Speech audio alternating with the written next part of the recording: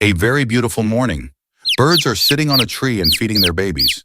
With the start of the new year, families get holidays so they can visit their parents or cousins.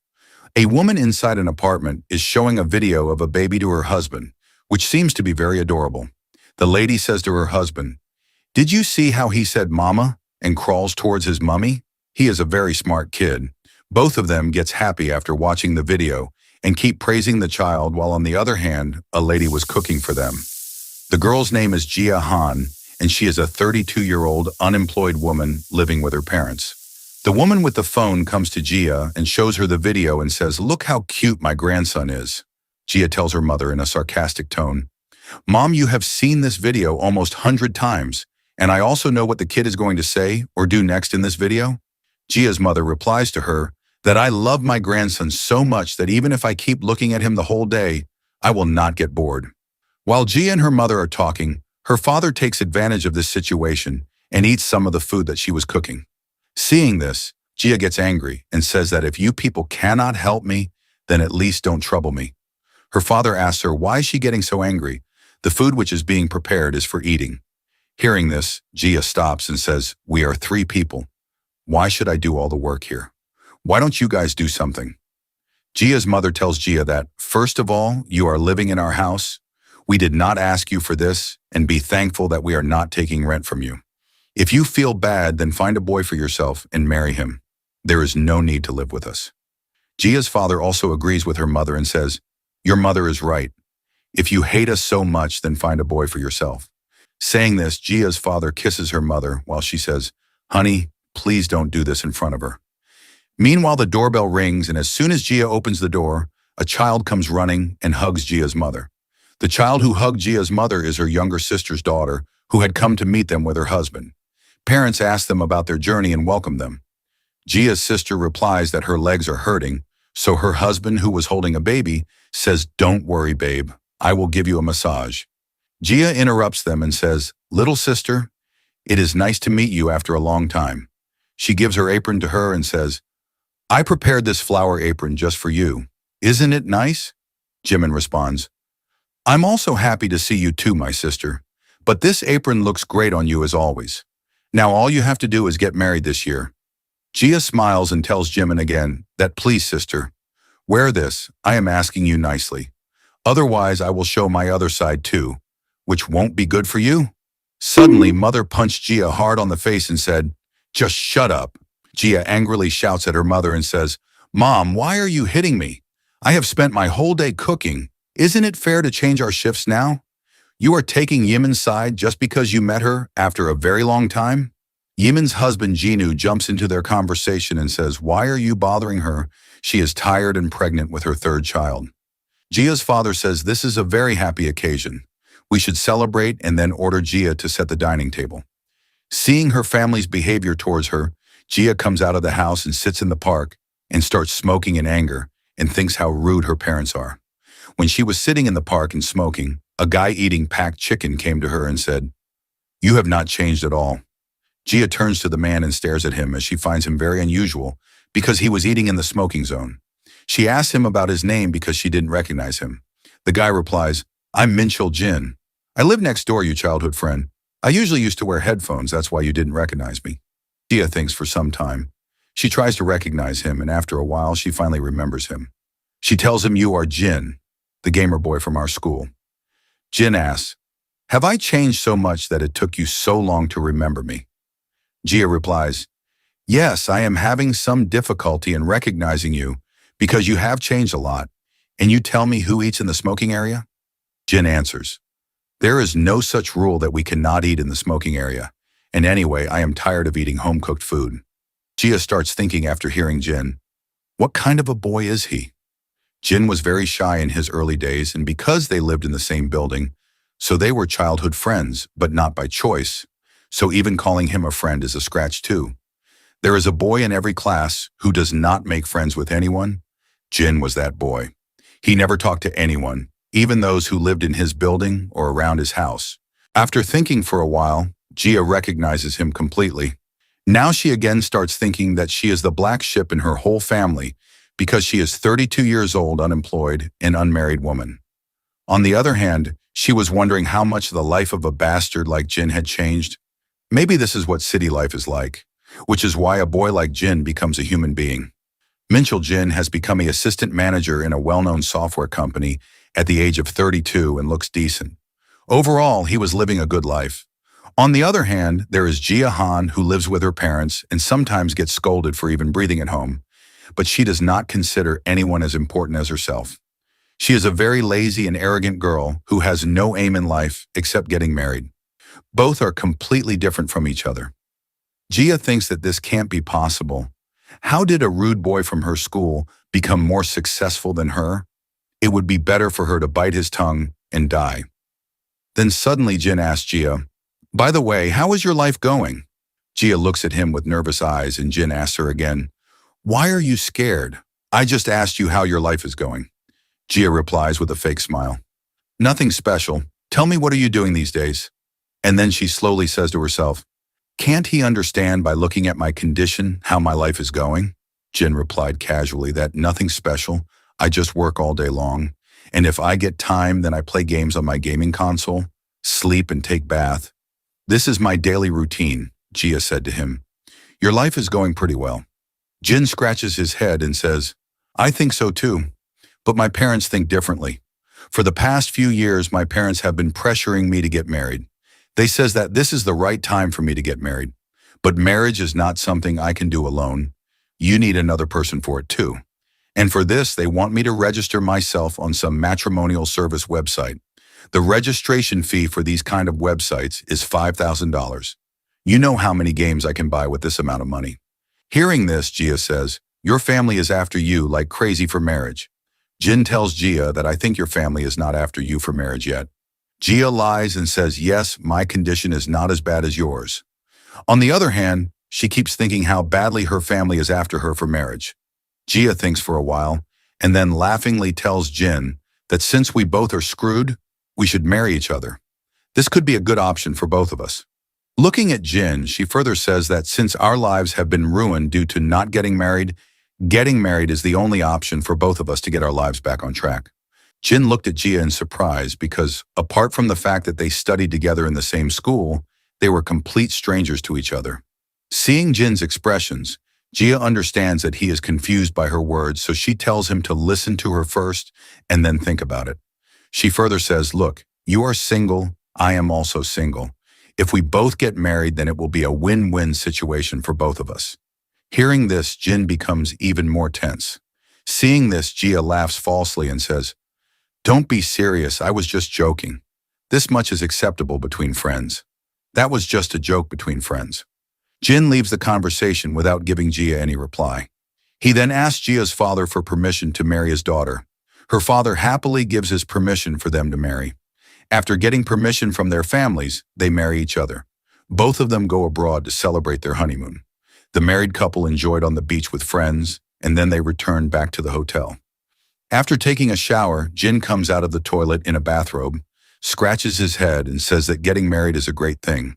Who knows, life can suddenly change like this. And then he asks Jia if she was not going to take a bath. Jia replies, first she will finish her drink and then she will bath. She finishes her drink, takes a bath, and comes out in her bathrobe. Both of them sit on their respective beds. They spend their whole day exploring new places, and now comes their first night of marriage. Jia is sitting on the bed with her passport in her hand, thinking that finally she is married. Then suddenly she starts having hallucinations. She feels that all this is not true because she is in another country with a stranger, so she pinches herself to see if this is true or not. When she pinched herself and felt the pain, she realized that it was true that she was now a married woman. But it all still felt very strange to her because everything happened so quickly. Jia turns and looks at Jin, who is struggling to take off his clothes, and questions herself if she married this guy. Then suddenly Jia's eyes fall on Jin's ripped body, and she gets very impressed by it. She slaps herself to snap out of it, since she was getting distracted by looking at his body. Jia sits with her back towards Jin, so that he cannot see her expressions. But still Jin feels something is not right with her. So he asks her, are you okay? Jia answers, yes, I am fine. Just feeling a little sleepy. Jin replies, if you are feeling sleepy, then go to sleep. Gia then turns to Jin, who is looking for something in his bag, so she asks him, "What are you trying to do?" Jin replies, "I'm looking for something that will make our first night better, but I can't find it." Strange, isn't it? Gia blushes and asks, "What have you packed? Is there anything special?" Then suddenly she remembers that he is talking about making the first night special. She says to herself, "What is that bastard looking for?" Gia starts having wrong thoughts about whether he will do something wrong to her and gets scared. She suddenly shouts, "Don't come close to me. I am not ready yet. I need some time."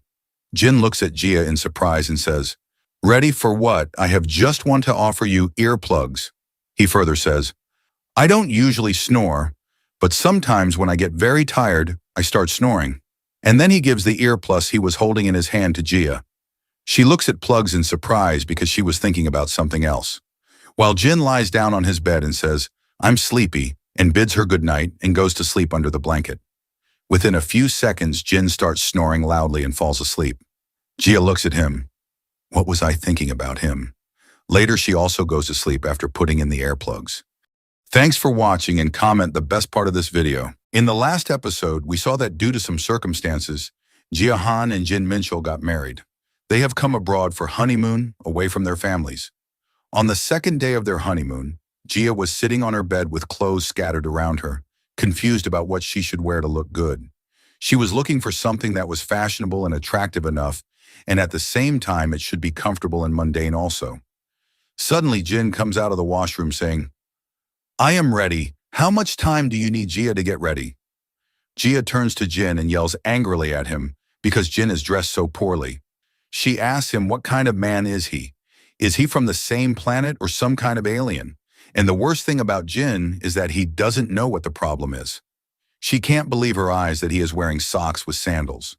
Jin replied, "What difference does it make?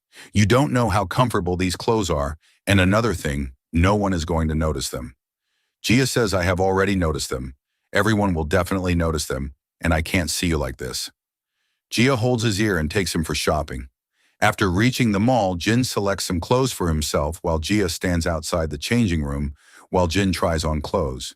Gia thinks she has brought him for shopping, but she also has no knowledge of fashion either. Gia hasn't stepped out of the house for many years, but she is confident that whatever clothes Jin wears now will look better on him than what he wore before. Then after a while, Jin comes out of the changing room and asks her how he is looking. This time, Jin comes wearing even worse clothes than before. Seeing them, Gia gets very angry. She curses herself and says how stupid she is to have brought a man for shopping who has no manners of dressing up. Gia angrily says, "If you are a human, then at least learn to dress like humans." And then she quickly brings some clothes she likes and gives them to Jin. After some time, he comes out wearing them. Jin looks at himself after wearing Gia's choice of clothes and asks her if he looks good or not. Gia confidently replied that, "Yes, you look great. You should wear such clothes. And if you listen to me, you will always look good." Hearing this, Jin goes to the billing counter and asks for 7 sets of the same clothes he is wearing. Seeing Jin's these stupid actions, Gia scratches her hair and says, "Stop it, you crazy man." Jin asked her, "But you said I look good in these clothes, so I am buying them." Gia sighed and said, "What kind of life are you living? I like them, but you don't need to buy the same sets of clothes." Gia asks Jin to wait there while she goes to get more clothes for him. When Gia is looking for clothes for him, then Jin's eyes fall on Lady's swimming suit. So he asks Gia, "We have that boat ride next, right? Since you have chosen clothes for me, I will choose a swimsuit for you." She nodded, blushed, and gave her consent. And then Jin also bought swimsuit for Gia in return. Both of them leave for the beach after shopping. While going on the way, Gia keeps thinking that just like Jin wore the clothes selected by her, she will have to wear the suit selected by him. She looks at Jin as they walk and wishes that he had picked out a nice swimsuit for her too. After reaching at the beach, the two go to their respective changing room and wear swimsuits chosen by Jin. Gia was still skeptical about the clothes as she knew her husband's choice, which is always unusual, but she took the risk and tried them. As soon as Gia opens her bag, she is stunned to see the clothes. She spends some time thinking about the kind of person her husband is, but then finally comes out wearing those clothes because she has no other choice. As soon as Jin saw Gia wearing a full-body swimsuit, he asked, "Do you like it? These are nice, right?" Gia was very angry with Jin because he chose those instead of choosing a two-piece swimsuit, and now everyone was making their fun. Seeing Gia getting angry, Jin explains his viewpoint that he was looking through the catalog earlier, and this suddenly came across to him that it will keep us safe even in cold water and reduce water friction, so it will be really comfortable to walk around in.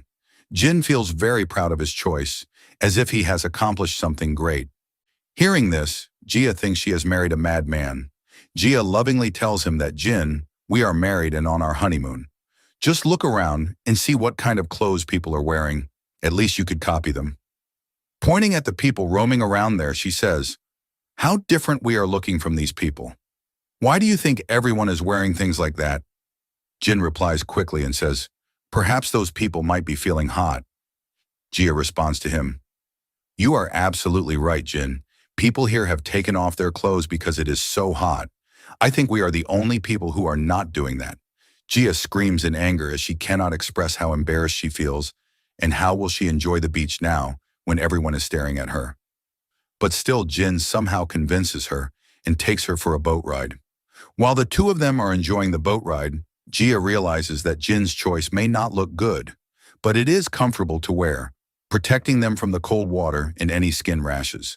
After the boat ride, both of them have lunch on the beach and take a lot of photos for memories. They spend their whole day in these activities, and then in the evening, both of them go for a walk on the beach.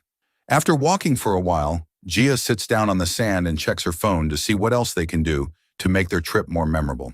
Seeing Gia sitting there, Jin thought she might be tired, so he asked if she wanted to go back to the hotel to rest. Gia yells at him and asks, do you know how expensive this trip is? If we want to get the most out of every penny, we have to do a lot. While she was telling him all this, Jin noticed that Gia's sandal straps had caused a wound on her foot, so he asks about it. Gia says, please do not bother, it's nothing. It is just a mark caused by my heels. Jin insists her that this wound might hurt her, and then he sits down and asks Gia to climb on his back. She gets surprised by his concern for her. Jin asks her again, it hurts by just looking at it, so don't think too much. Just climb up. With a little hesitation, Gia climbs on his back. Jin grabbed Gia's sandals and lifted her on his back and walked towards the hotel. Gia, sitting on his back, politely asks, am I not heavy? Jin replies, honestly, you are really not heavy. It would be a good workout for me. Hearing Jin's words, Gia thought he was making fun of her, so she tried to strangle him in a playful way. Jin urged her to loosen her grip and said, I'm serious. You have just the right amount of weight for a good workout. I'd say you're almost perfect. Then Gia slowly loosens her grip and rests her chin on his shoulder and starts thinking, how long has it been since she have been on someone's back? Being on someone else's back is more comforting than she thought. Suddenly, Gia takes her mouth near his ear and blows air into it, due to which Jin stumbles, and he asks her, what are you doing? If you have any complaint, then tell me. Don't bother me like this. Gia smiles slightly but doesn't reply to him, and thus both of them reach their hotel fighting and flirting. After reaching the hotel at night, Gia lies down on her bed and starts checking her phone to see the photos she has taken. Then Gia suddenly remembers that a friend of hers who got married 5 years ago had told her that couples fight a lot during their honeymoon. Then Gia thinks it's only been a few days since they got married. Forget the fights. They are having a lot of fun together.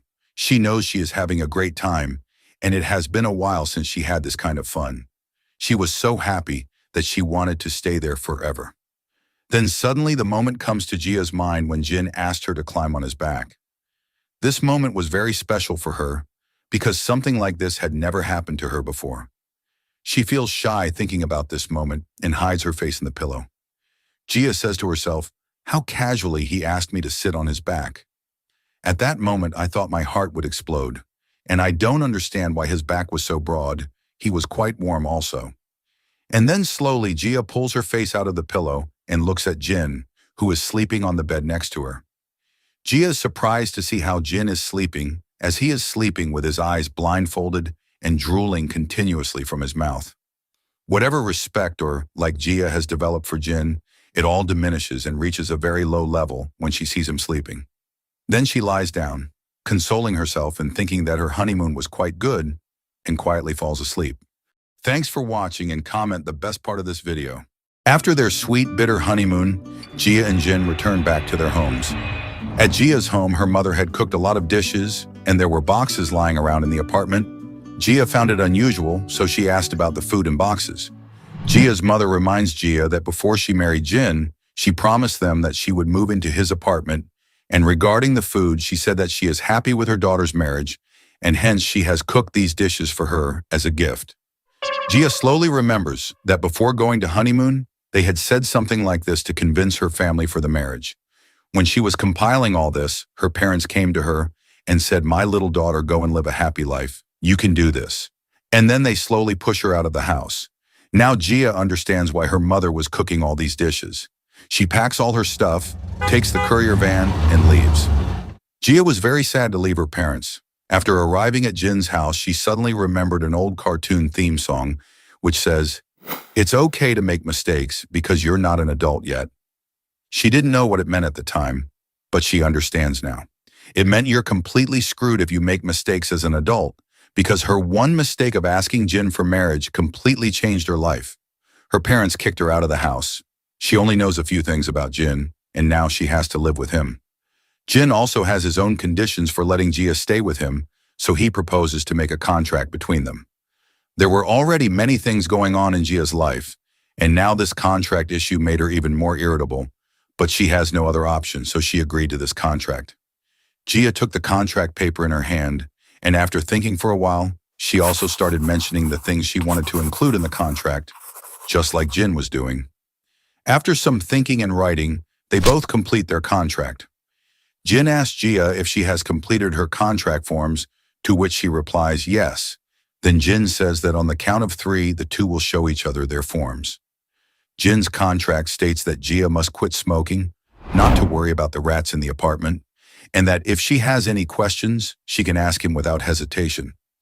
Gia, on the other hand, mentioned that he has to knock before entering her room, he cannot force her for anything, and thirdly, if he has any issue with her, then he can solve it through communication.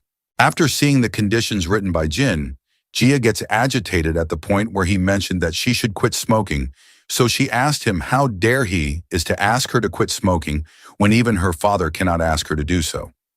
Jin says he's not asking her to quit smoking immediately, but at least she can cut it down to a moderate level since he doesn't like the smell of smoke. Gia replied that it is very difficult to reduce smoking to moderate levels. If it was that easy, she would have done it already. And then she asked the second point about the mouse. And suddenly she feels that something has touched her feet, so she asked Jin about it. When she looked down, she saw a cat sniffing around her feet. Jin sat down to pet the cat and asked Gia, "Did you see how smart my mouse is?" She knows we are talking about her, so she came out. Gia immediately asked Jin what the cat's name was, as he has named it Mouse, because it's very strange that a cat is named Mouse. But Jin didn't find it strange, because his cat liked mice, so he named it Mouse. Gia thought, as per this principle, if he was allowed, he can also name her as a chicken hen, because she liked chicken very much. Jin keeps playing with his cat and asks the cat to say hello to Gia. Then she politely asks, "You never mentioned that you have a cat, Jin." Jin replied, "Because I never thought I would ever have to live with someone." And then he asked Gia if she likes cats or not. Before Gia could reply, Jin saw her expressions and made a sad face of himself and the cat with tears in his eyes so that Gia would not be able to say no to the cat. Under a lot of emotional pressure, Gia says, if she really has to choose, she would love to have a cat. When she said she would love to have a cat, Jin offered her to hold the mouse in her hand if she wanted. Saying that my cat is very nice, Jin handed the cat to Gia's hand. She starts caressing the mouse. While petting Jin's cat, she asks him if she doesn't like cats or if she's allergic to them. Will he then let her stay in his apartment? He replies that at that time, he would have rented a room for her. Gia asked excitedly, "What about the rent then?" Jin casually replies that money isn't a problem for him. He'll manage it. They're married now, so it's all his responsibility. Hearing this, Gia felt that this boy is very serious about marriage. She had not thought so much till now. After the dinner, the two of them write a mutual marriage contract based on their respect for each other. Some of the things about the contract are, do not come inside for at least 10 minutes after smoking. Do not disturb the mouse. Do not enter the other person's room without permission, Always resolve issues through communication. After reading the entire contract, both of them asked each other whether they agree with it or not. Before anyone replies, suddenly Jin says there is one more important thing which they have forgot to mention in the contract form. Jia asks about it. Jin told her that this contract marriage can be terminated at any time by either party, and it is the main point of all the above. Jia agrees with Jin, and then they added this point to the form as well. Both of them then signed the contract in the orthodox manner using their thumb impressions. After signing, Jin says, "Well then, Jia Han, I look forward to living with you." After that, both shook hands. Thanks for watching and comment the best part of this video. Jia, after signing the contract, which was a necessary thing for Jin, to allow someone else to live in his apartment. Jia, exhausted from the honeymoon and now from the journey from her home to Jin's apartment, lay down on the floor of the room she had been allotted. Before going to sleep, she buys furniture and other essentials for her new home, ordering online. After knowing that she had nothing else to do as she would unpack her belongings once the furniture arrived, she lays down on the mattress her mother had given her. While lying down, she stares at the walls and ceiling of the apartment and suddenly becomes sad, thinking that from now this is her home. She feels very lonely and gently hugs the blanket. Jia tells herself that she is married and this is her house now, and Jin Minchul, who lives in the next room, is her husband. On the other hand, Jin was comfortably playing games on his gaming console without any stress. While thinking all these things, Jia slowly falls asleep. Due to the fatigue and stress of the whole day, Jia sleeps, snoring loudly like an animal. The next morning, before Jia wakes up, Jin begins preparing breakfast. The sound of chopping vegetables and the whistle of the cooker from the kitchen wakes up Jia from sleep. Scratching her head, walking sleepingly, Jia asks what with the noise so early. Jin replied, "Sorry, I was making breakfast. Did I wake you up?" Jia's eyes light up on hearing about the breakfast and she becomes happy. She asks Jin to cook quickly because she was hungry and excited to see what he is cooking. Jia is impressed to see Jin working and wonders what kind of a man he is who cooks himself before going to work, and she keeps staring at him and blushing. Jin took all the chopped vegetables and put them in the grinder and ground them into a smoothie. While Jia was still blushing thinking about Jin, then he pours this prepared smoothie into a big mug and places it in front of Jia and says, "Jia, this is the chicken breast veggie smoothie for you." Jia sees the smoothie and asks, "What the hell is this?" Jin replies, "This is breakfast." Jia somehow drinks the smoothie with fear and reluctance without saying a word. As she drunk it, Jin asks her about smoothie, but she still doesn't answer. But Jin gives her a protein bar. She can't control her anger and throws it away and says, "What the hell is this? Did you call this breakfast?" Jin politely replied that protein bars and veggie smoothies are the good options for breakfast, and they are also good for the body. Hearing this, Jia shouts aggressively and says, "I know you have cooked and packed all the delicious food for your lunch, which you are going to take to your work." Jin doesn't say anything after this. He quietly opens his lunchbox and shows it to Jia. It contains 200 grams of chicken breast and 200 grams of sweet potato. Just suddenly remembers that when they first met, he was eating chicken breast, and even on holidays, he would only eat chicken breast. But then she again thought that on the contrary, Jin is a human being also, so he must be eating something other than chicken. So to confirm her doubt, she opens the refrigerator to check. She found that there were water bottles on top, then sweet potatoes, some vegetables, and lots of chicken breasts packed packets. Seeing all this, Jia starts feeling dizzy, and she slowly lies down on the floor. She apologizes to her mother and thanks her for all the food she has cooked for her so far, and says that if she ever gets a chance to eat food cooked by her in the future, she will never complain. She starts scratching the floor with her fingers and says she will be better daughter from now on. Seeing Jia like this, Jin asks, "Is there really nothing you can eat?" Jia replies politely and sarcastically, "Why wouldn't there be anything? The refrigerator is full of healthy food. I already feel healthier by just looking at it." Jin noticed that Jia was not happy with the breakfast thing.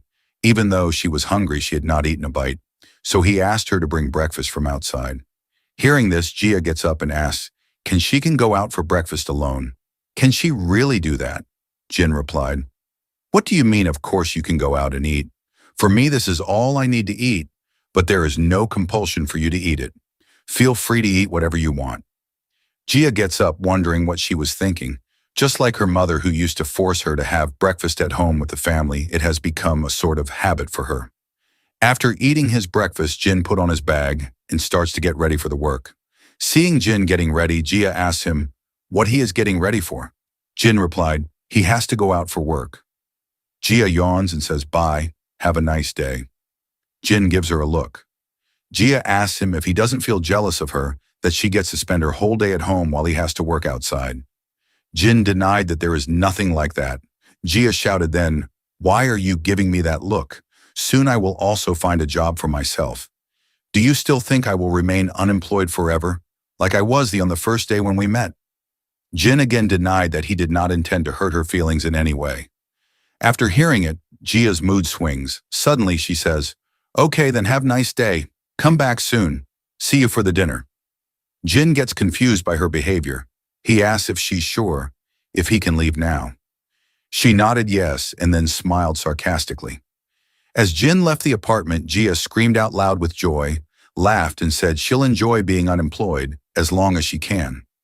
She was happy because she had made up her mind that she would continue enjoying it until her bank account was empty. The scene now shifts to outside of the apartment, where a guy sitting inside his car and adjusting his rearview mirror. Suddenly, someone knocked on his window. He turns and saw Jin standing outside. He greeted him by saying, it's been a while since I saw you last. The guy's name is Sam, and he is Minxiel's subordinate at work. Jin got into Sam's car, and the two headed to their offices. Sam told Jin that he was really surprised. Before he could finish his sentence, Jin interrupted him and asked what he was surprised about. Sam finishes by saying that he is going to use 10 days of vacation after the holidays. He has already told his boss, so Jin can submit the vacation request form that he has just emailed to him. Sam thanks him because Jin sent some gifts during his holidays and says he is hard to read. Hearing all this, Jin takes a sigh of relief and smiles a little. When Sam saw him smiling, he asked if something happened as no one had seen him smiling like that. Jin did not reply and kept thinking about Gia, who was waiting for him at home. After being lost in thoughts about Gia for a long time, Jin suddenly says to himself, it is good that someone is waiting for you at home. Sam replied, yes, it is a good feeling, and asked him if someone is waiting for him.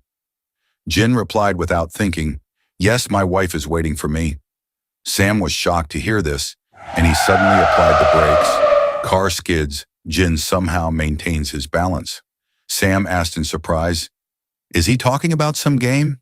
Then Jin cleared Sam's doubt that he was talking about a real wedding and real wife. Showing his phone, he said, he got married last week. Suddenly, a girl sitting in the back seat enters the scene and asks who did what to whom. Thanks for watching, and comment the best part of this video.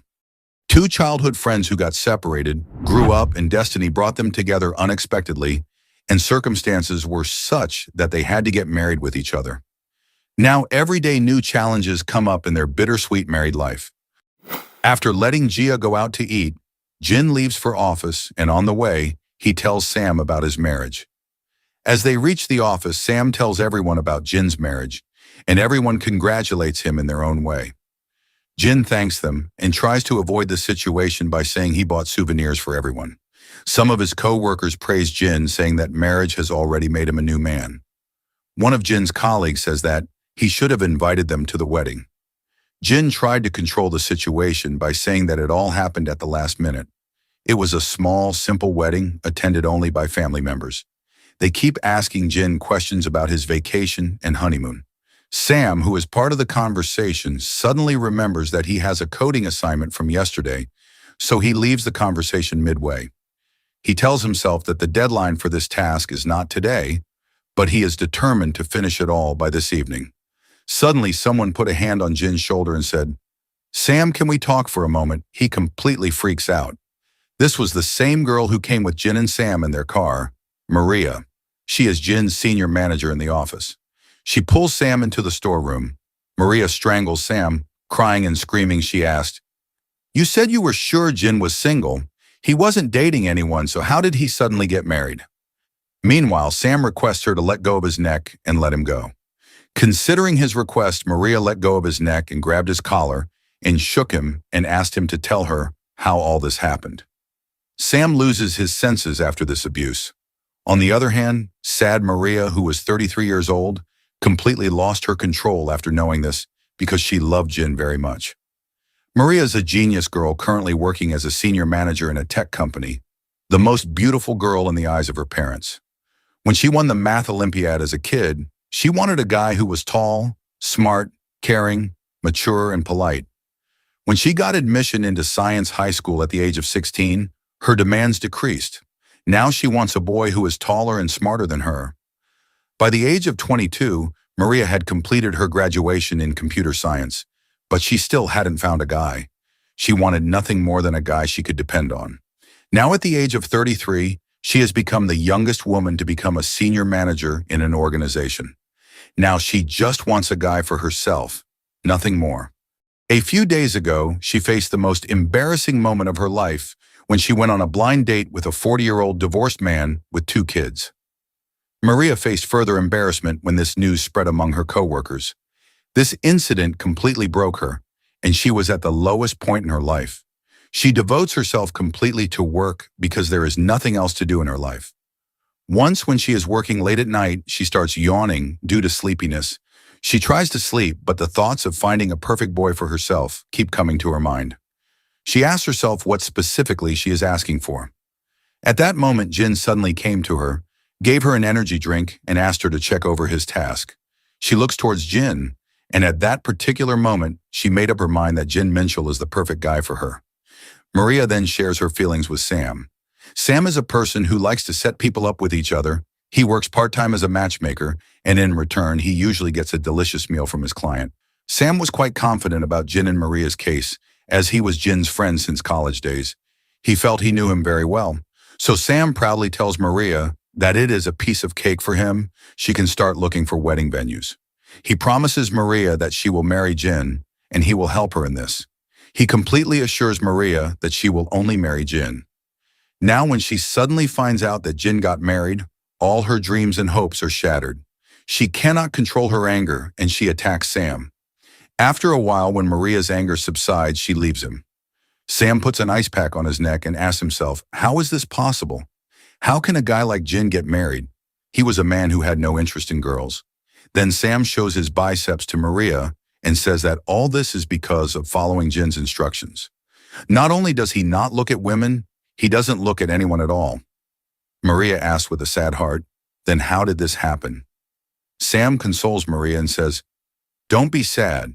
It is not that he is the only guy in the world, there are plenty of guys. Upon hearing this, Maria starts crying loudly.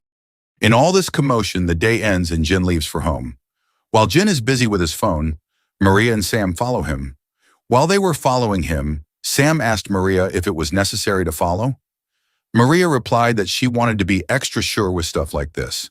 Sam then asks her if she wants to make a bet on Jin's wedding versus the world ending tomorrow. Maria expressed grief and said that the end of the world is more possible than Jin's marriage. Both agree to this, but to confirm their suspicions, they follow him. After walking some distance, Jin reached his apartment, where Gia was sitting outside and smoking a cigarette. Jin says hello to Gia. Maria and Sam, who were following Jin, notice this. Maria is deeply saddened to see Gia and compares herself to her, wondering what kind of girl Jin married. Thanks for watching, and comment the best part of this video. Maria, who is unrequitedly in love with Jin, is shocked when she learns that Jin got married just a few days ago. To confirm the news, she follows Jin to his apartment, where she first time sees Gia, who was smoking outside. Jin said hi to Gia, who was in a bad mood, so she didn't reply. Jin got a little scared seeing her reaction. Jin furiously asked what happened. Gia murmurs angrily and asks if he really wants to know what happened. Sam and Maria, who were following them, noticed this. Maria asked Sam, what kind of girl does Jin love? Sam requested her to keep quiet so that they could hear them. Maria accepts his words. They start listening to them again. Gia asked Jin, why are you coming home now? Jin replied that he came straight home after work, is it late, and then asked about the time. Seeing them arguing, Maria asked Sam what is going on. Are they fighting? Before Sam could say anything, Gia tells Jin that technically he isn't late, but he should have at least let her know that he was going to be late so she wouldn't have to wait for him for dinner. Hearing this, Jin asked Gia if she was waiting to have dinner with him. While Jin thought she was still angry at him for the breakfast incident, so she might not want to have dinner with him. Gia pokes Jin and says, "Isn't it common sense to call her if he has more work or if he's going to be late?" Maria and Sam get happy seeing them fighting, but a question arises in their mind whether they are really husband and wife. Then Jin asks Gia if he's allowed to call her. After listening, this Gia looks at him weirdly. Jin further added that he thinks she doesn't like it when he calls her, so he's trying to call her as little as possible. Gia asks him when and what did she do that made him think like this. Jin replies, "In 5th grade elementary school, when they didn't even have cell phones, he used to call her on the house phone." Jin further added that at that time, he wanted to play video games with her, so he would always call her home. Gia tries to remember those moments, but she can't remember a thing, and then her mood suddenly changes, and she gets angry at Jin for being late. As she continued to scold Jin, she noticed someone was watching them. She tells this to Jin. Seeing this, Sam and Maria try to hide themselves. Jin turns back to see who is following them, but doesn't find anyone. Then Gia says that maybe she saw something else. Jin then takes out his phone and saves Gia's contact number in his phone and confirms with her again that he can call her now. Gia laughs and confidently says, "Of course you can call," while on the other hand she feels she is getting into some kind of a trap. Sam thanks God that he was not caught by Jin and racks his brain and tries to remember as Jin's wife looks familiar to him. Meanwhile, Jin asks Gia what she wants for dinner. She replies that she can eat whatever he wants her. Time passes, and now the story moves forward.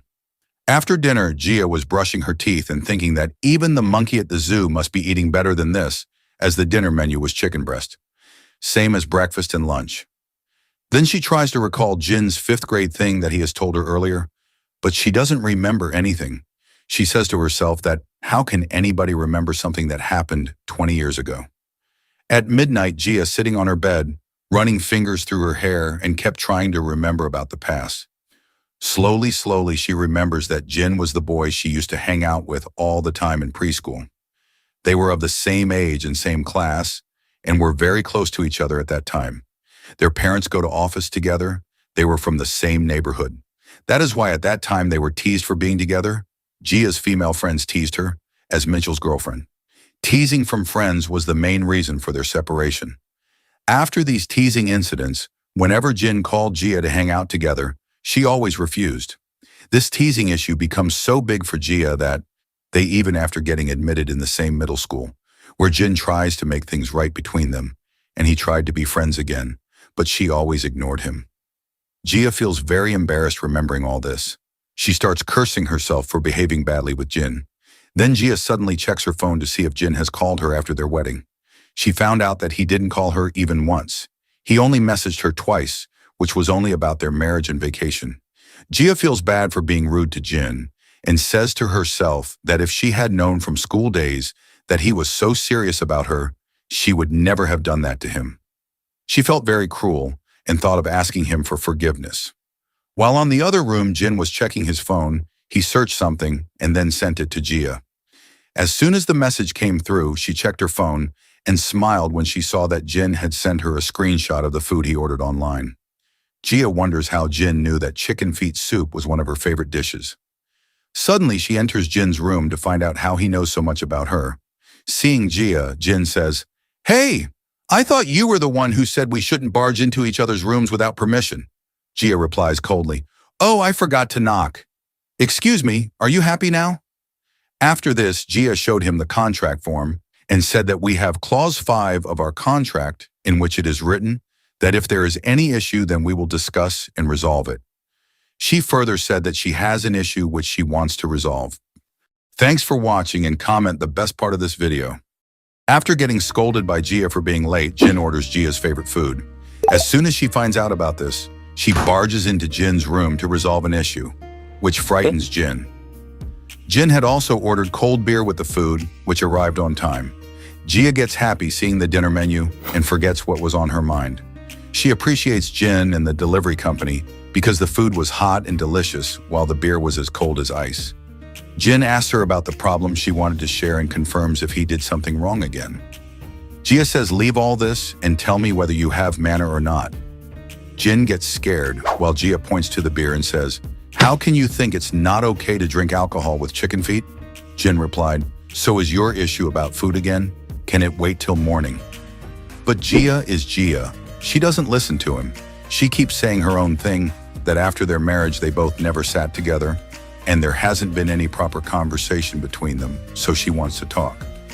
While saying all this, she opens the beer bottle and pours it in the mug. On the other hand, Jin asks if it is necessary to drink alcohol while eating chicken feet. Gia replies that it is legal to drink while eating in our country, and she also asks Jin if he wants to drink beer with her.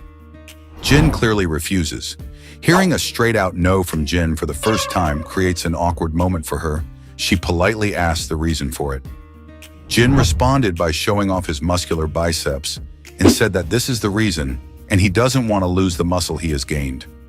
Gia puts her hand on her forehead and says, what was she doing offering alcohol to a man who is surviving on vegetable smoothies and chicken breasts? She further said that they had promised not to force each other to do anything. He can go to his room. He does not need to sit and eat with her. Jin gets up and brings salad and a bottle of water from the fridge, and after placing them on the table, he sits down again and says that he agrees with her that they should spend some time together. She asks if he is going to drink with her. Jin refuses, saying he can't drink, but he can at least clink glasses for her. Jin poured beer into her mug and said, "Let's talk. What do you want to say, Gia?" She smiles in disbelief and takes a long pause before saying anything, as she has no clue what to talk about with him. On the other hand, Jin was very serious to know what was the problem she wanted to share. Gia, completely drenched in sweat and fear, clicked his mug on the Jin's glass and said, "Cheers." Then she started drinking it so that she could buy some more time to think. Just like this, they made up some real and some fake stories and spent hours together. After drinking 2 bottles of beer, Gia suddenly remembers something and laughingly asks Jin if he remembers, or he was just pretending to be so irritable and cold towards her. He denies that he doesn't remember anything. Hearing this, Gia reacts that now he is pretending like he doesn't remember. And then she tells what happened that day. He was about to do something, but then suddenly it turns out he was trembling in anger. Jin mumbles, clarified that he went easy on her that time. Seeing him shivering, Gia laughs and says exactly like this, "You were shivering that day." Recalling the old days, she further said that those were wonderful days when she used to go to his house every day to play video games. It was fun for them to fight with each other over who would be the winner. After completing a level, they would play it again and again. While telling all this, she fell asleep on the dining table and started snoring. Seeing this, Jin asked, "Hey Gia, are you sleeping?" But she did not answer. He started scratching his head in confusion. He gets up and goes to Gia, who is fast asleep. He sees Gia's hairs falling on her face, so he tries to move hairs from her face and put it behind her ear. But before he could do anything, the alarm starts ringing and she gets up screaming loudly out of fear. Jin tries to calm her down by showing her the alarm and saying she'll catch a cold if she sleeps here.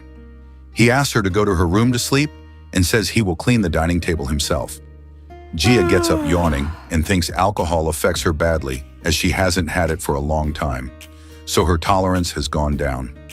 Suddenly, while Jin was cleaning the dining table, she asked him to give her an ear. Jin looks at him confused. Before he can understand anything, Gia snatches his glasses. Jin asks him what she is doing. She doesn't listen to him and wears his glasses herself. After wearing them, she can't see anything. She says, "Jin, your eyesight is terrible." He asks her to give them back and stop messing around, but Gia refuses, saying she will never return them. He tries to catch her, but she runs toward the sofa and climbs on it. She then challenges him to snatch them from her if he has the courage. He says that she is under influence of alcohol. Gia denies being drunk. She teases him that he looks very ugly without glasses and swings them in the air. He asks her one last time for the glasses, but she tells him that these glasses sucks. She further tells him that he is old, that's why he needs them. Hearing this, he climbs up on the couch and bangs his hand on the wall and asks aggressively for the glasses. Gia says, "If you think I will give them back just because you pushed me against the wall." Jin doesn't reply. He just keeps staring at her. But when she sees him so close to her, she becomes nervous and her heart starts beating fast. Jin folds his hand and comes closer to her and says in a deep voice, "Give me my glasses back." Jia starts sweating and gets nervous. Her heartbeat becomes so fast that it can be heard. Thanks for watching and comment the best part of this video. After having dinner, Jia begins teasing Jin by playfully snatching his glasses. He asks her politely once or twice to return them, but when she doesn't, then he gets serious and comes closer to her. Seeing Jin so close to her for the first time made her heart beat faster. Jia nervously says, "Hey, you must be really naive. If you think I'll give them back just because you pushed me against the wall?" He stays silent. She understands his silence, so she tries to calm down the situation by keeping quiet. Then Jin says quite aggressively, "I want my glasses back, Jia-han." As soon as she hears this, she puts Jin's glasses back over his eyes and suddenly she runs back to her room. She goes inside her room and closes the door, completely drenched in sweat, panting with fear. She couldn't understand what had happened to her because she had never been this close to a boy before. She asked herself, what was all this? What was this feeling? She had never thought of Jin in this way before. She sat down there and starts thinking about all this. The next morning, Jin is getting ready for office, tying his shoelaces, while the mouse was sitting behind him growling. Jia opens her door and peeks to see Jin. She asks herself what happened to him last night. He looked a little different, but now looking at him, he looks like the old Jin Minchel. Jin realizes that she is looking at him, so he turns and asks her why she's staring at him like that. She replies, "It's nothing." Jia, who was already feeling guilty for her last night act, felt even more embarrassed after this. She tells herself that she was drunk last night, so things got out of control.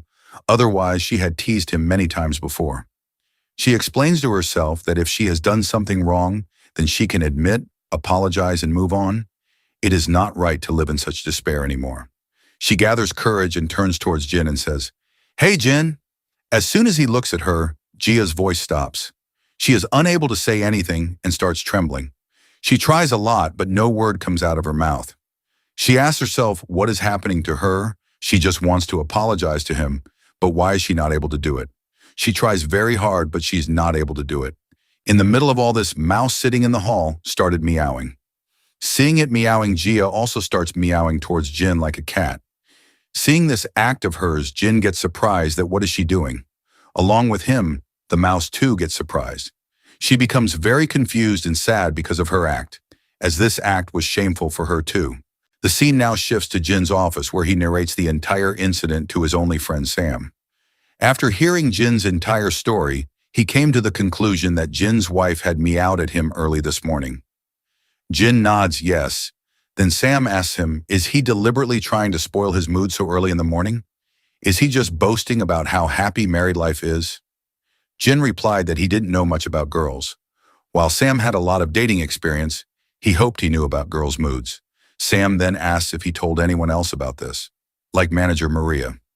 Jin replied that she was in a bad mood, that's why he didn't tell her anything.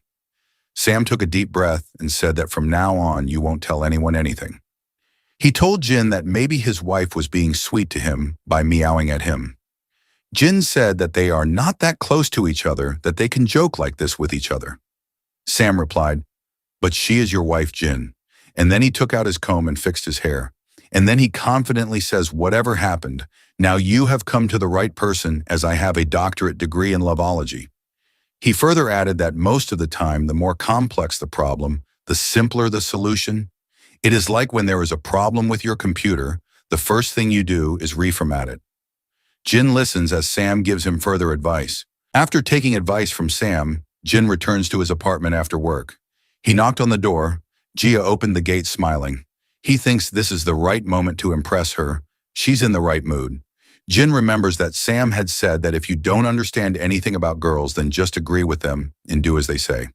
So just like Jia meowed at him, he meows at her too. Seeing all this, she remains silent at first, then suddenly blood starts coming out of her mouth and she falls down. It all seems as if a soldier dies in the war and the commander in charge is paying tribute to her by taking her in his lap. The only difference here is that the jobless Jia Han is dying of embarrassment. Seeing her lying on the ground like that, Jin says it's weird while Sam told me to copy whatever she does, so I did the same. Hearing this, Jia's eyes open and she climbs on Jin's back and holding his hair, she tells him, You told other people what happened this morning. Why are you going around telling people this? He replies he didn't know what to do, so he took advice from Sam, and then he asks her what's wrong with that. After Jin says this, Jia's loud screams and sounds of breaking utensils start coming from his apartment. After fighting with Jin for a while, she comes to a conclusion that they need some new rules in their contract form, and hence Jia adds a new clause in the form that whatever happens between them will stay between them. Without saying anything, Jin accepts her proposal by bowing his head because he has no other option. He has a lot of questions to ask, but he doesn't even try to ask them due to fear of her. And just like that, a new rule gets added to their rule book. Thanks for watching, and comment the best part of this video. After adding a new rule to their rulebook and putting an end to their daily bittersweet and innocent fights over silly things, they both calm down. And then they spend the next few days like that, with some small fights, but without breaking each other's heads. One day after office, Jin said to Jia that he wanted to host a housewarming party for all his office colleagues and friends. He further said that those people have asked him for a party several times, and they are also very excited to meet her. Jia asks, "But why a party suddenly?" Jin replied that they have been asking for it since their marriage. Even today they asked about the party after the meeting, but he would say yes to it only if she agrees, and getting together in his company is always optional. She remains silent for some time. Then after thinking for a while, she says enthusiastically, "Okay, let's do it." Jin again told her that she didn't have to say yes under pressure, but she confidently replied that she had no problem in hosting the party. While on the other hand, Jia have some different opinion about hosting the party, that in the party you invite people to ask for continued support for the future. There is not much preparation as a guest, but the host has a lot to do. All in all, this is an event she always wanted to avoid, but despite all the reasons, she agrees to it because she knows Jin Minchul doesn't like the idea of it either. The next morning before going to office, Jin asks her again that she can still back out now, as Jia already knew that he also doesn't like partying, but he wanted her to refuse, but she doesn't do so, and says you go to office without worry, she will do all the preparations herself. Looking at Jin's sad face, she says to herself, "You little rascal, you think you can torture me for my mistake last time?" Look at his upset face, it's perfect, I love it. Jin tries again and say, "Jia, you need to calm down and think again about this." Jia interrupts him and replies that she honestly wants to have a housewarming party. She further tells him that she knows he is saying these things because he doesn't want a party. If that is the case, then he can tell people at work that he doesn't want to. Jin remains silent and turns to leave. Seeing this, Jia smiles and says, "Okay, then take care of yourself and don't worry about anything." Hearing this, Jin turns slightly and smiles at her. Seeing him smiling, Jia, who was very happy earlier, suddenly becomes worried. She starts wondering what happened to him suddenly. Why is he so happy? He should have been sad because he is being forced to do something which he doesn't want to do. Jia was worried and sad as she had made some notes on Jin's qualities, which turned out to be wrong this morning, as there was a sudden change in Jin's behavior today. According to Jia, Jin's first trait is that he is obsessed with efficiency. He looks like an old eco-friendly robot whose battery has run out, and now it is working on power-saving mode. She has also noted some evidence for this trait as he doesn't bother to eat his food, he grinds it and drinks it. He doesn't waste his energy on other things. He only plays games on gaming console and work out at gym. His trait number 2 is that he is very polite, surprisingly vulnerable to requests.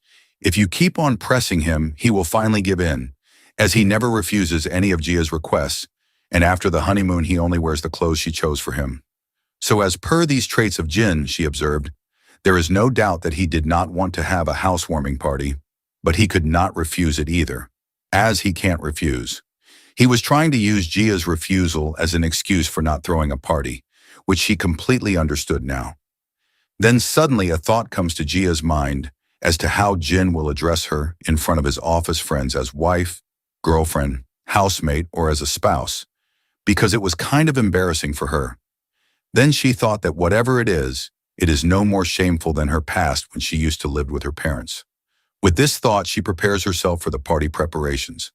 Exactly 2 hours later, she starts regretting this decision because of the workload. While cooking food, she continuously on the phone asking her mother about the recipes. Mom, what did you say? Soy sauce, sesame oil, garlic, and whatnot. The mother on the other side replies that it is fish sauce, not soy sauce. She yelled at her mother asking what fish sauce was and what it looked like. And then all of a sudden, the cooker starts whistling. She asks her mother what she should do now. Before she can answer anything, the cooker explodes. After a while, now it is time for the party. Jin arrives with some of his office colleagues. Jia opens the door and welcomes them.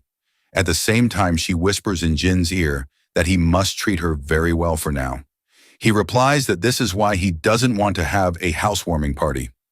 The very next moment, she turns to them and says, "It was a long drive, wasn't it?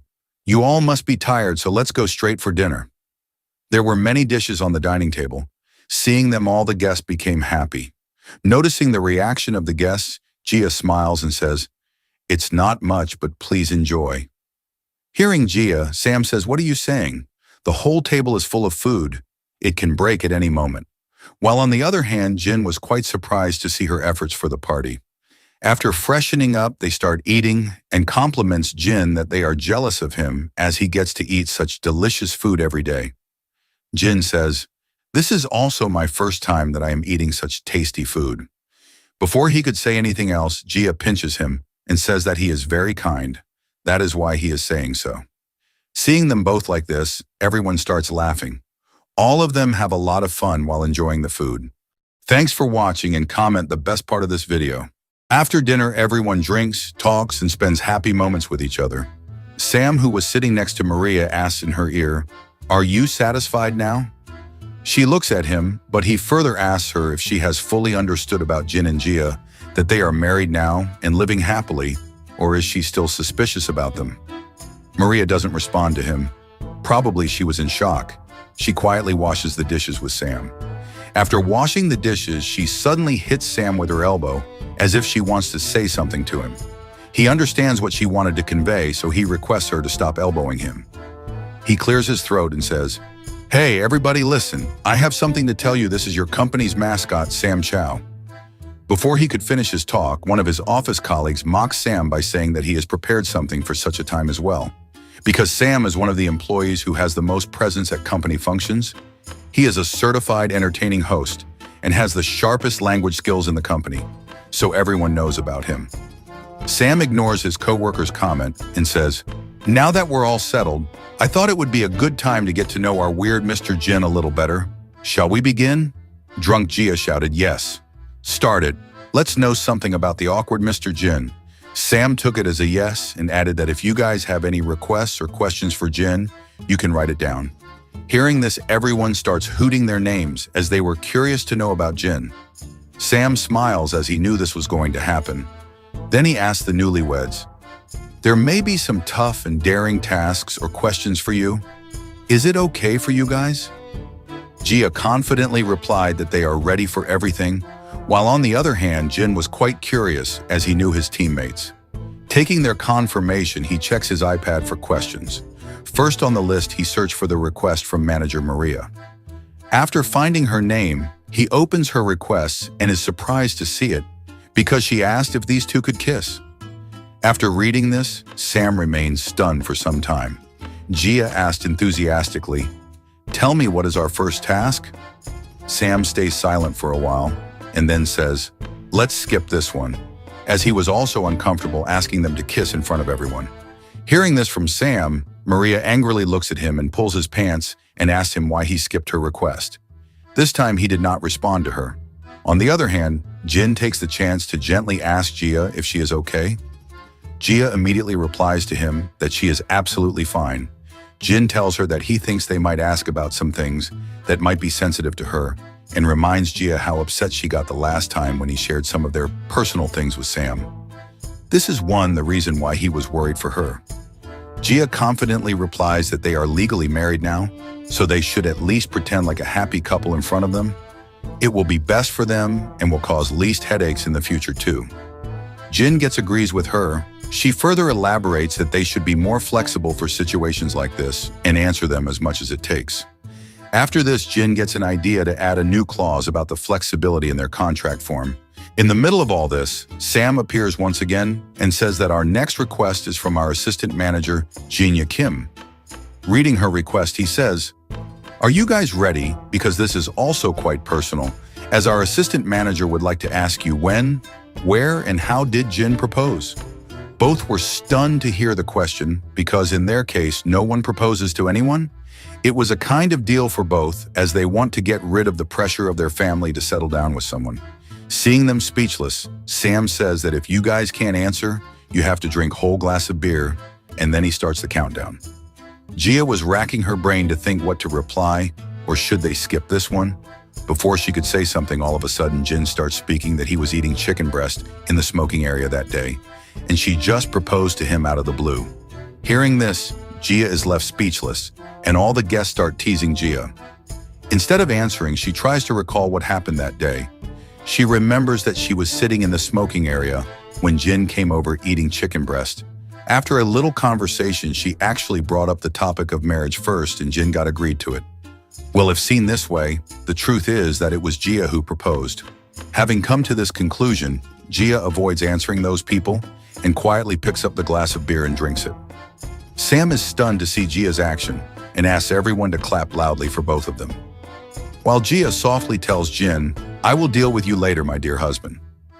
Looking at the iPad again, Sam asks the question, "When and where was your first kiss?"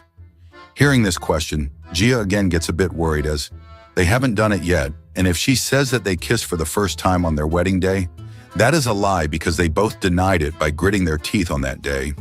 And that sounds a little weird too.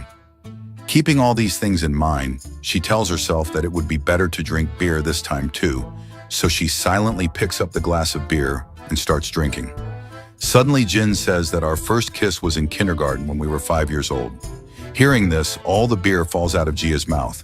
Sam and other guests enjoy it like they are sitting in a theater and watching a movie. They also made fun of them by saying, "Kindergarten is a pretty tempting place to kiss.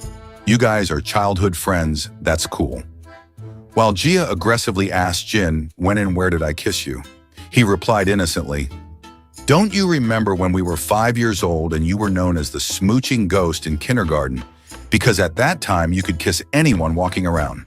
Hearing this, Gia becomes furious, puts her knee on Jin's back, pulls him back holding both his hands, and says to him angrily, "How dare you bring up something from my past like that?" Seeing their sweet, sour fights and arguments, everyone thinks that these two are made for each other. A little while later, after Gia breaks a few of Jin's bones and the situation calms down a bit, the guests thank the host for the party, say goodbye to each other, and leaves for their homes. Jin tells them to drive carefully. As the guests leave, Gia grabs Jin's ear and leads him back to the apartment, saying, "Mr. Jin, I have a lot to talk to you about. Thanks for watching, and comment the best part of this video." After the party, Sam and Maria leave for their destination in the same car. Sam tells Maria that, "I think you were right, because when we asked them some personal questions, they behaved strangely. This is also making me doubt their relationship, whether they are really married or just pretending in front of us." He said that he was unsure until he did the request and question session. Their answers and how they behave with each other all seem fake. They seem different from regular couple. He further asked her, "Why don't we really dig deep and figure this out?" At first, Maria refuses, but then she tells him that yes, something must be done. We must find out about them. Sam replied, "Okay, then I will fix a talk with Minchul soon and find out what is going on between them." Sam further asked her why did she insist that they should meet them in person and find out, while he told her that they are married and not lying. Then how did she doubt them? Maria replies in a lost tone that she realized it when she saw them for the first time. She further says with a fake smile that, whatever it is, she is fine now, and thanks Sam for his help. Hearing this, Sam turns the steering of the car and turns it back. Seeing this, Gia says, "Why did you make a U-turn?" He replies, "Let's go back and have a drink. I think in all this time I was just asking questions and didn't drink properly. So let's head back and have a few drink." He further says that if she has time, she can come along. She need not drink if she is not feeling well. She can just sit with him and clink glasses with him. Maria smiles slightly and asks him, "Will you pay for the drinks?" He too laughs and replies, "Why not? If that is what you want, then it will happen. And we will also eat something together." Maria takes out her phone and says there is a restaurant nearby that makes really good beef barbecue. Sam asks her, "We just had dinner. Then what is the need to eat again?" Maria says that she is feeling hungry and she has made him have dinner many times. Can't he return the favor this time? He replies, "If that's the case, then let's have beef barbecue in your favorite restaurant." Then the two of them go to Maria's favorite restaurant and eat and have some drinks. Now the scene shifts to the next morning when the birds are chirping and both Maria and Sam wake up next to each other in the same bed. Both of them did not know what happened to them. How did they reach this situation? Elsewhere, there's chaos at the Minchell apartment, where Gia is giving Jin a lesson on his behavior last night. Jin sat quietly listening to Gia preaching to him that it was shameful that you told others about our first kiss. He asks innocently, "But why was it embarrassing?" She replies, "Because we kissed when we were 5, and it's embarrassing to share our childish things with others." He seems unsatisfied with her answer, so he asks again, "But why?" This time Gia gets more aggressive and shouts louder, "Because it's common sense, you fool." If there was someone who was good at reading the room, he would have questioned whether we are a real couple. All of a sudden, she gets a second thought, and she suddenly becomes quiet and starts thinking that she is dealing with Jin, who is not like others. He buys 7 sets of the same clothes because he doesn't want to be bothered. He is the kind of person who avoids everything, even cooking, so he used to eat chicken breast smoothies and protein bars.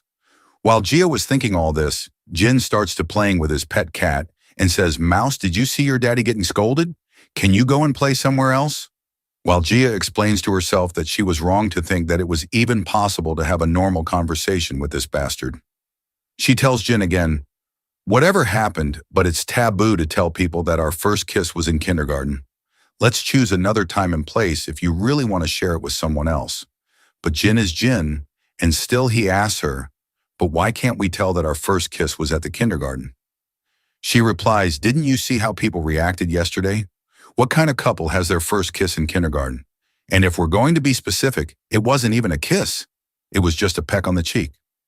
After this, he politely asked, "Then what should we tell them? When and where did it happen?" Because even in their wedding, they only pretended to kiss. It is strange that the married couple did not even have their first kiss. After hearing this, she also starts to feel that he is asking the reasonable question. Gia thinks she never even thought about it, and she never thought she will think about it this way. Then suddenly a thought comes to her mind that, shouldn't dating start before the first kiss? So if it's said in school, the first kiss happened a week after dating? If they say this, it seems like they've really been dating for a very long time. While she was thinking all this, suddenly her phone kept on the table starts ringing. Thanks for watching, and comment the best part of this video. The misunderstandings that had happened between Gia and Jin. After the housewarming party, both of them discuss all those misunderstandings the next morning. They clear them. While they were discussing these things, Gia gets a video call from her mother. As she picks up the phone, her mother on the other end of the video call asks Gia, "How are you, my daughter?" Seeing her parents together, she asks, "Why you both are together? Where are you, and what are you celebrating?" Then Jin comes from behind, and seeing him, Gia's mother says, "How are you, my son-in-law? It feels good to see you both together like this." Jin nodded, saying he was okay, and then asked her if she was okay. Ignoring Jin, Gia asks her mother again why they both are together and what is the reason for the video call. Her mom replies, "Your dad and me are on a movie date. The next part of this Spaghetti Man movie series is coming out today, and we're going to watch it before you." Hearing this, Gia becomes quiet and goes into deep thought. Because Spaghetti Man is a cult superhero movie, she again reconfirms with her mom that do they come to watch Spaghetti Man movie. As soon as she gets confirmation from her mother, she immediately disconnects the call. And then she immediately turns to Jin and tells him to get ready, we are leaving. He asks in surprise, "Where are we going?" While getting ready, she explains everything to him that there's kind of tradition in their family where if you don't watch something the day it's released, the person who watches it first spoils it for everyone. That's why they have to go to the theater to watch Spaghetti Man before her mother. She didn't want to take any risks with blockbuster series like Spaghetti Man, where the competition was even more fierce. So in other words, in her family, if you don't see the movie as soon as it's released, you're doomed. While on the other hand, Gia's mother was excited to give her spoilers about the film. After telling all this to Jin, and with dreams in her eyes to watch the Spaghetti Man movie before her mother spoils it, she rushes to the movie hall with Jin as soon as possible. With a large caramel popcorn coated in butter and a cold drink in her hand, she excitedly settles into a seat at the movie theater. As Jin comes and sits next to her, she complains that it sucks that they got seats in the corner, but she'll still manage somehow. Jin doesn't say a word but just stares at her silently. While eating popcorn, she asked him, "What's with that face, Jin? Have you never seen a spaghetti movie before? If you didn't want to come, you should have told me beforehand." He replies, "It's nothing like that." He also liked this movie series. He was just wondering that since they came to watch the movie together, is this their first date? He further says, "I heard you talking to your parents that they are going on a movie date, so I also thought that maybe this is our first date too." She doesn't respond to him, interrupting him. In between, she shouts at the people sitting behind her to calm down. The movie is about to start. After this, both of them calm down, and on the other hand, Gia starts thinking, why did he say so? And amidst all this, the movie begins. They start staring at the screen attentively. While watching the movie, Gia praises it and says that this movie is really incredible. After some time while watching the movie, Gia extends her hand to pick up the popcorn. On the other hand, Jin also extends his hand to pick up the popcorn. In the meantime, the hands of both of them touch each other, and as soon as their hands touch, they look at each other. Handling the situation, both of them remove their hands and Jin starts looking in the other direction. While watching the climax of the movie, she hides her face with her hands and says that she can't bear all this, and then after some time the movie ends. As the movie ends, she starts crying loudly. Wiping her tears, she says, "It was so freaking good. How could they end it like that?" Thinking all this and wiping her tears, she looks at Jin to know how he liked the movie. Because when we go to watch a movie with someone, it is our utmost responsibility to ask him or her how he or she liked the movie. While fulfilling this responsibility, she asks him about the movie. Jin Minshul, who has been following this Spaghetti Man series for the past 20 years, raises his hand and says that after watching it, "I don't regret anything in my life," and starts crying with tears. Gia feels very happy to see his reaction because when we suggest a movie to someone and he enjoys watching that movie, then we also feel proud and happy. After the movie ends, they walk out of the theater. Gia tells Jin what a good movie it was while going down the accelerator. Gia, as usual, is bothered by her short-tempered speech and keeps on saying, "Didn't I tell you that you would be happy to see this?" She further says, "Did you see the scene when Spaghetti Man cried, and seeing him cry, the entire audience in the theater started crying?" Saying all this, Gia suddenly realizes that she came to watch the movie to avoid spoilers, and watching a movie on the weekend and talking about the movie like this really feels like they are on a date. Jin, who is walking ahead of Gia, takes out his phone after looking at it. He says, "Let's see when its next part is coming." On the other hand, Gia keeps thinking that this is really the first time they have come out like this after the honeymoon. Meanwhile, the shoulder of the person walking with Gia collides with her shoulder, and she loses her balance. She slips from the stairs and starts falling down. She screams loudly as she falls. Hearing her voice, Jin turns back and sees Gia coming towards him. All this happens so quickly that no one can do anything. Both of them come face to face with each other. Everyone present there is watching all this. Gia jumps on Jin to save herself from falling. Jin completely stumbles but somehow saves himself and her from falling. During all this commotion, their faces come very close to each other and their lips touch each other's lips, and thus their first kiss takes place. The people present there start staring at both of them and whispering about them. Gia's face turns completely red with shame. Even in this situation, Gia starts thinking that her first kiss with Jin, which happened by chance, tasted slightly like caramel.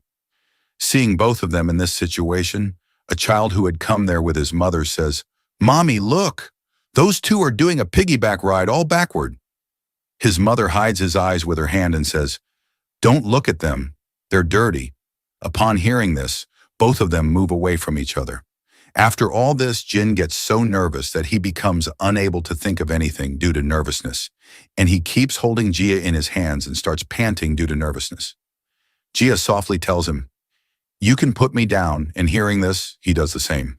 After coming down, she stands there like a statue for a few moments and then suddenly runs away from there. After going a little further, she turns back and says, "Whatever happened just now is canceled."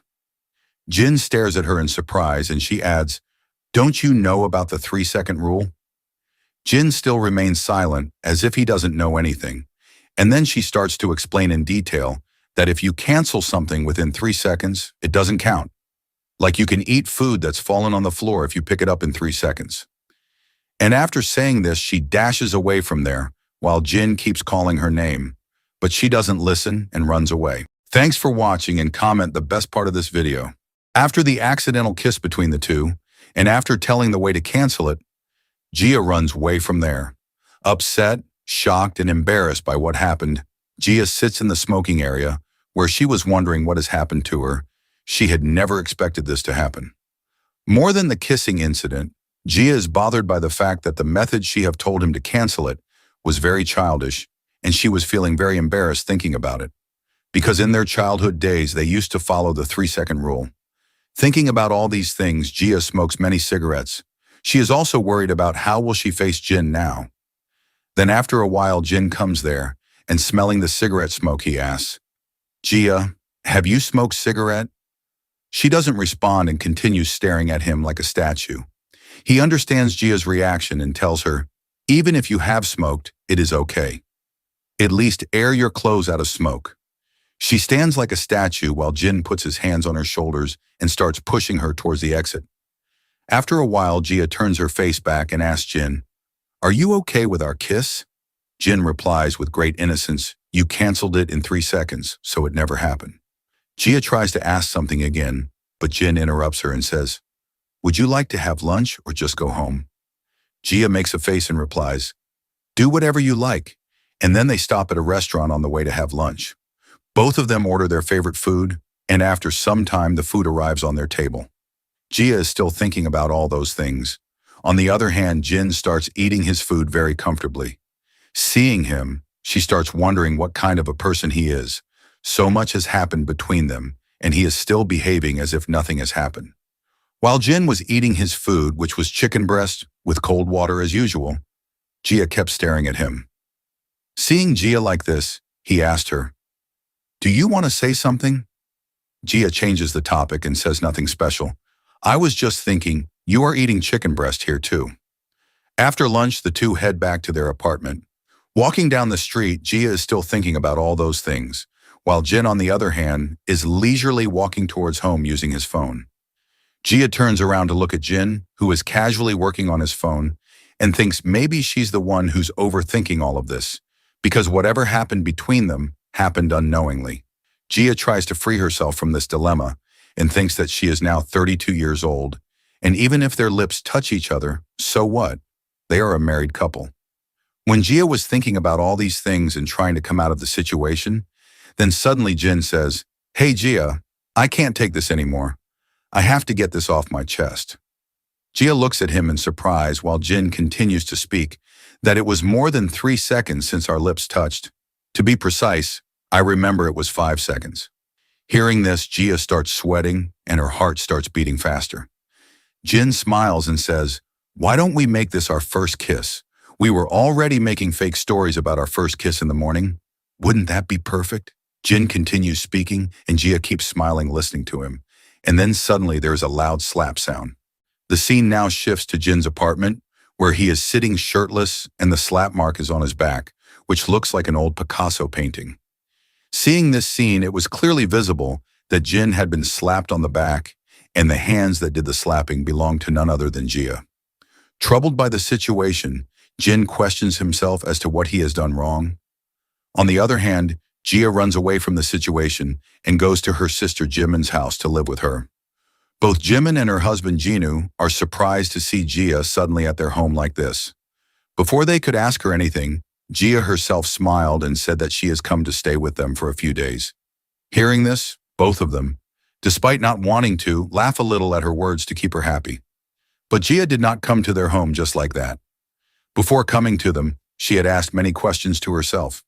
Actually, this time she had a very long conversation with herself, or in Sipma word, it can be said that she had a conference with her younger versions. At the beginning of this conference, she tells all his participants, who were her younger versions, why this meeting was called. Present-day Gia tells them the whole story about what happened to her today, how a kiss accidentally happened between her and Jin. And before ending her statement, she says that whatever happened was a mistake and asks them, do they understand her? She makes it clear again in front of everyone that it was unintentional. All the available past Gia agree with the statement of present Gia and give their approval to her. Suddenly, Gia remembers something. She says, please note one more thing I want to tell you guys, that after the kiss, Jin made a proposal to me that why don't we make this kiss our first kiss? And after saying this, she starts banging the table loudly in anger. She further says that you people saw what a foolish person he is. Even in such a situation, he was talking nonsense. Present Gia again asks for their consent on this. Do you guys agree that he is a stupid man? This time, too, everyone gives their consent by making faces. And then suddenly, 5-year-old Gia, the youngest member of the group, nicknamed the Smooching Ghost, asks current Gia whether a kiss a good thing, and then everyone present there starts answering the youngest Gia's question. After discussing it for some time, the present-day Gia again interrupts everyone and starts speaking with a fake smile about the issue that she wants to spend some time away from Jin. She can't go to her parents as their house is too far away. That's why the only option she has is her sister Jimin's house. So she asks them about it. Before anyone can answer, 15-year-old Gia raises her hand and asks present-day Gia a question. Doesn't present-day Gia have any friends she can stay with for a while? She further said that if she looks carefully, she will definitely find a close friend with whom she can stay, and then she will not have to go to her sister's house. Present-day Gia puts her hand on her forehead and says, I can tell you, but you will not be able to understand current me. There's a lot that's happened. And then teasing 25-year-old Gia, she says, isn't that right? Because according to today's Gia, 25-year-old Gia was the main culprit of her entire situation. And then leaving all these things behind, today's Gia says that if you see Jimin and her husband are indebted to me because I was the one who introduced them to each other in the first place. I was the one who sent them on a blind date. When I was working in a company, I even gave them money so they could go on some nice dates. And I was the only person who convinced them to get married. If they think about how much they owe me for this, they can't say no.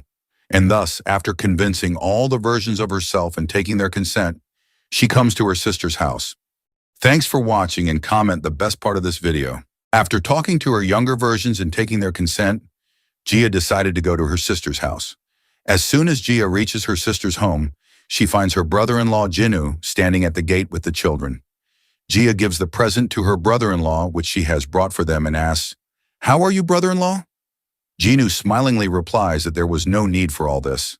Before he could say anything more, his wife Jimin interrupts him and asks Gia, How are you, sister? Before Gia could reply anything, she further said, What are you doing here on the weekend? And that too with such a wonderful gift. Gia replies that she is fine and says about the gift that it is not a big thing. It is just a small gift for the kids. While talking like this, Gia slowly enters their house, and as soon as she reaches her sister, Jimin asks her softly, What brings you here on the weekend without any prior notice? Didn't mom and dad teach you any manners? Gia slowly turns her face away and says to herself, Maybe you are forgetting my younger sister. We have the same parents. I have received the same values as you. On the other hand, children are badly troubling their father. One is punching him in the stomach. Other one is pulling his hair. Seeing all this, Jimin tells them not to trouble him so much. Gia, who has been noticing all this, asks her sister, Hey, I know they're my nephew and niece, but they sure are energetic. I mean, Jinu is so calm. I wonder where he gets it from. Jimin replies that it's because they resemble me. If you look back to when we were kids, I'm sure your future kids will be even more troublemakers, and just thinking about it sends shivers down my spine. Then she further says, Tell me, my mother's elder daughter, what else is going on in your life? Gia, on hearing this, replies, Keep quiet. You cannot call me by my name. Why are you teasing me, my mother's little daughter? Jimin says, Let's forget it. Whatever the reason is for you coming here, I want to tell you something, dear sister. Gia looks at her in surprise as to what she wants to share, and then Jimin starts saying that the next part of Spaghetti Man is out now in theater. Gia understands from hearing this that she wants to give him spoilers about the movie, so she interrupts her in between and says, "Don't worry, I have already seen that movie. I knew this would be the first thing you would say to me as soon as you met me." As soon as Jimin hears Gia's reply, all her intentions are shattered. She becomes sad and frustrated. Then she says, "How is this possible? It has just been released today. How could you watch it? You don't even have a job. You have ruined my mood." Hearing this, Gia replies to her, "Hey, I just saw it today. That has nothing to do with being jobless." After hearing Gia's answer, Jimin gets silent for a while, and then suddenly she remembers Jin and asks her about him, what has happened between you two. Gia spits out the tea as she hears Jin's name. After this, Gia tries to divert the topic by saying that everything is fine between them. With the other hand, she keeps cleaning the tea lying on the table. From Gia's words, Jimin understands that she is definitely hiding something from her, and she also reminds her that hiding things is her very old habit. Sipping tea, Jimin tells Gia that she knows after fighting with Jin, she left his house and came straight to their house. She didn't even tell her parents anything. She came straight here to spend some time so that the matter cools down. Gia gets a little worried after hearing her words and starts thinking that she turned out to be very intelligent. Jimin then asks her why she came to their house. Gia makes an innocent face and replies that it is not what you are thinking. "I just wanted to meet the children and you. That is why I came to stay at your place for a few days." Hearing the words of the elder sister, the younger sister gets emotional and says, "I did not know that you love my children so much." After listening to Jimin's words, Gia starts thinking that she has fooled her this time, but this is not the case in reality. The very next moment, Jimin and her husband leave for a walk, leaving both the children in Gia's hands. Before leaving the house, both of them say goodbye to Gia, while Gia, on the other hand, assures them not to worry about anything, and she will take good care of the kids. Jinu gets a little worried, thinking whether Gia will be able to take care of the kids or not. Then Jimin consoles him, saying, "Don't worry at all, my sister can take good care of these kids, so let's go and spend some good time outside." Now slowly, Gia understands her younger sister's trick. Why did she suddenly agree to keep her at home? Then she consoles herself by saying that whatever may be the case, now she has got a house to live in, and perhaps this will be the atonement for her sins. The very next moment, the kids start teasing her. The kid sitting on Gia's back starts chewing her hair. She lovingly removes her hair from the baby's mouth. In this way, Gia spends a lot of time taking care of the children. After 2 hours, both the children are sitting on Gia's back, and they have painted their and Gia's face with colors. Gia lies quietly on the ground like a corpse. At this time, she understands the importance of parents, that how much sacrifice they make for their children. Tired, Gia turns to the children and requests them if they can watch TV now, because Auntie is very tired. But children are children. They do not listen to her and start saying that, "Auntie, please show us how a horse speaks." As Gia had promised her sister that she will take complete care of her children, and following this, she starts walking as a horse. After this, the kids give another order to Gia that Mummy has told us that horses make a neighing sound. "Auntie, you also make the same sound."